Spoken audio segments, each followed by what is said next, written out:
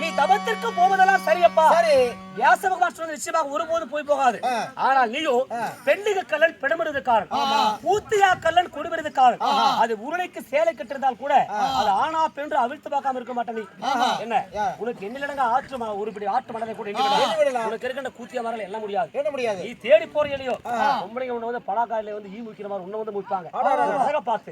அதனால எப்படிப்பா நீ போய்விடும் அப்படின்னு சொந்த தம்பி என்று கொஞ்சம் கூட பார்க்காதபடிக்கு சரியுள்ள மாமன் யார் மாமனாக கிருஷ்ண பரமாத்மா அந்த சரியுள்ள மாமனை வைத்துக் கொண்டு என்னை முறையிட்டவாறு சொல்ற ஒருமுறையா முன்னாடி கட்டி காக்கின்ற கடவுள் இல்லைன்னு சொல்லல.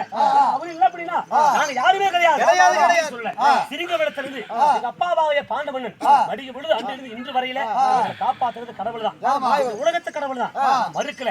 ஆனா அந்த பக்கம் பார்த்தா எனக்கு என்ன முறை வேணும்? எப்படி உரம்பரையா வேணும்? உரம்பரையா முன்னாடி சரியுள்ள தகுதியான ஒரு உரம்பரையா முன்னாடி தகுதியுள்ள மாமனை சரியுள்ள மாமனை வைத்துக் கொண்டு என்னை பார்த்து தம்பி என்று பரவ கேவலமா எழுந்து பேசிய காரணத்தாலே அண்ணன் மீது ஆத்தி இருக்கின்ற ஆத்திரத்தாலே கோபித்துக் கொண்டு யாரிடத்துல சொல்லாமல் வெடிக்க புறப்பட்டே எப்படி வளர்க்கணும்.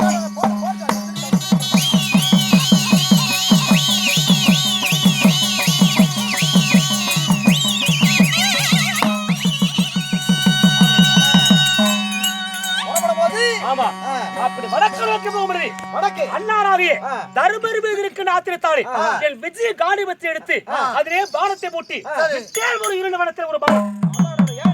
ஆமா, அந்த வனம் யாருடைய இருந்த வனம்? கால பைரவ முனிவருடைய வனம். அந்த என் பானப்பட்ட அடுத்த வினாடி அந்த இருண்டு வனம் பலார் என்று ஒளி வீசமாக ஆமா அப்படி ஒளிவிலமாக மாறிவிடு. அங்கிருந்து 60 குறுக்கே 20 சென்ற ஒரு வெண்தாடை கிழவன் தவயோகி தபரிசி யாரே கால பைரவர் வந்த உடனே என்னை பார்த்து விசாரித்தார். நடந்தவற்றையெல்லாம் சுருக்கமாக சொல்லிவிடுத்து புரிந்து கொண்டார். அப்பா அர்ஜுனா, நீ செய்கிற தவமானது நிச்சயமாக நியாயமானதும் என்று சரியே அதன் நிச்சயமாக ஜெயிக்காது, தர்மம் தான் ஜெயிக்கும். ஆக அந்த அறிவுகளே தவத்துக்குரியவன் நீ ஒருவன் தான். ஆனால் ஒன்று, நீ இதே அழகோடு சென்றாய் என்றால் கண்டிப்பாக உன்னால் தவம் செய்ய முடியாது.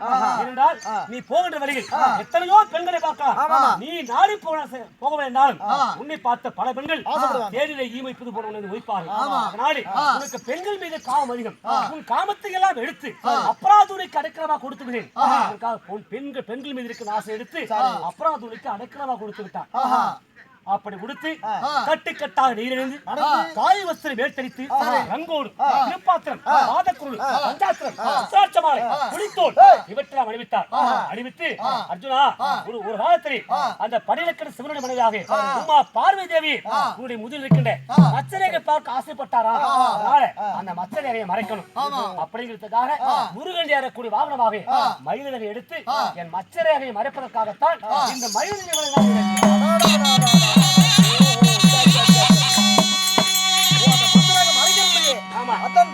என் முதுகிற மச்சரேகை மறைப்பதற்காகத்தான் இந்த மயிலரை கொடுத்து என் உருவத்தை அப்படியே மாற்றி என்னை வாழ்த்தி வழியிற்கு வைத்தார். பரமன் வருவார், பாசவதைக்கடை தருவார், ஈசன் வருவார், இனிவரும் தருவார், சென்றுவா ஜெயமுடாவதற்காக வாழ்த்தி வழியிறப்பினார். அவருடைய கிருபையாலே என் உருவத்தை எல்லாம் மாற்றிக்கொண்டு இப்படி இருக்கின்றேன். கன்றை இழந்த பசுவை போல் அன்னாராகிய தருவரும் அன்னாராகிய பீமராஜனும் அருட்கடி மனிதாக பாஞ்சாலை எங்கு தெரிவித்துக் கொண்டிருப்பார். நான் சீக்கிரமாக சென்று அவர் திருமுகத்தை கண்டு அவரிடத்தில் நல்ல ஆசீர்வாதம் பெற்றுக்கொண்டு சிவனிடத்தில் தவத்திற்கு போக வேண்டும். அதனாலே அன்னாரை பார்க்க போகலாமா? அப்படியே பின்னே போகலாம்.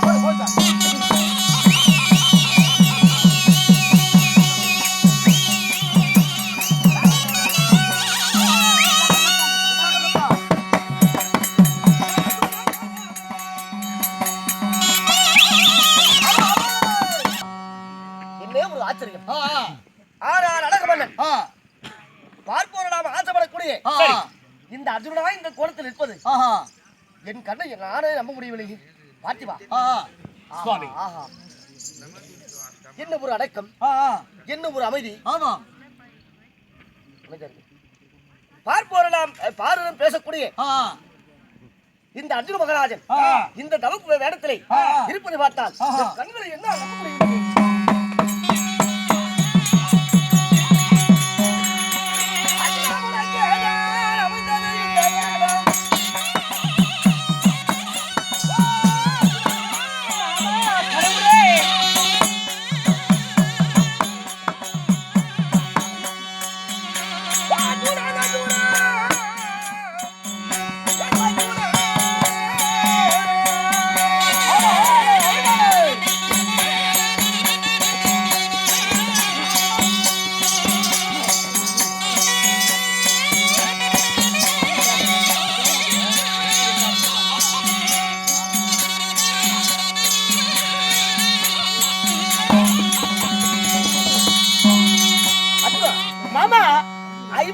உனக்கு மட்டும்தான் இந்த வேடம் ஓய்ந்திருக்கிறது. சரி, ஆஹா, எல்லாரும் தங்களுக்கு குருவை தங்கள் ஆசீர்வாதம் மாமா.